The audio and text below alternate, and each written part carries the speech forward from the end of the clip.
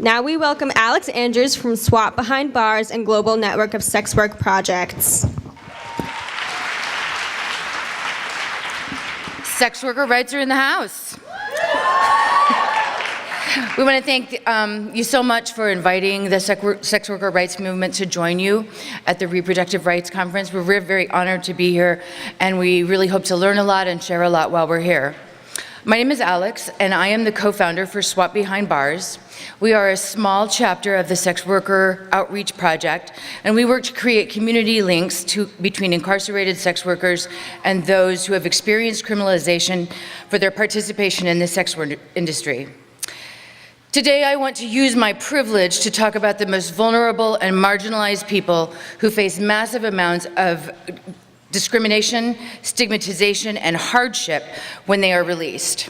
That's homeless women, immigrant women, women of color, poor women, transgender women, and sex workers. And in particular, I want to talk about mothers. And the reason for that is in the United States, 4 out of 5 individuals in women's prisons are mothers. In studies in different regions, an estimated 2/3 to 86% of sex workers are single mothers.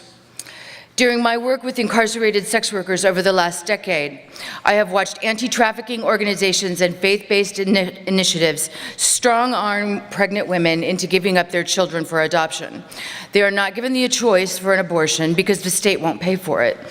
And yet there are even cases where the woman is being asked to self-sterilize as a condition of her release. When women give birth in prison, they are handcuffed during the birth of their child, and their child is immediately taken from them and handed over to child services.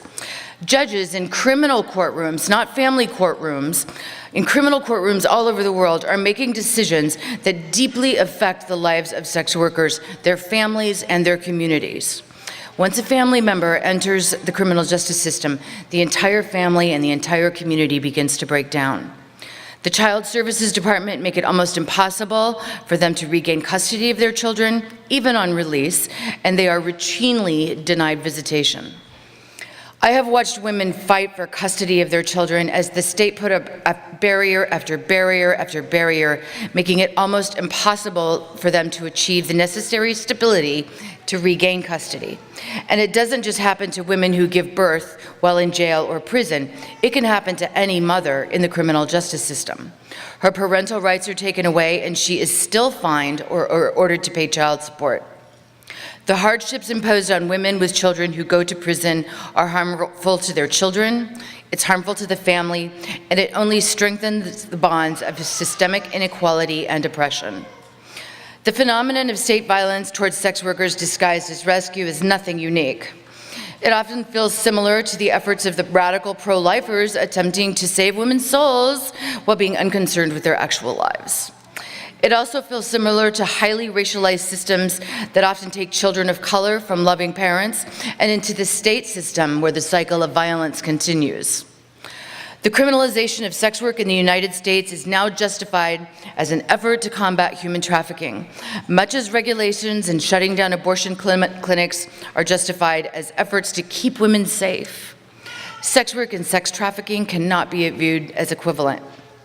One of the causes of these harmful laws are that sex worker voices and the voices of people who have had abortions are not included. We have the right to self-determination, agency over our own bodies, and we know what is best for our own lives and the lives of our families. Discourses around abortion and sex work at the national and international level are efforts of the states trying to control what is not theirs to control: our bodies, our choices, and our lives. Taking away options never creates opportunity.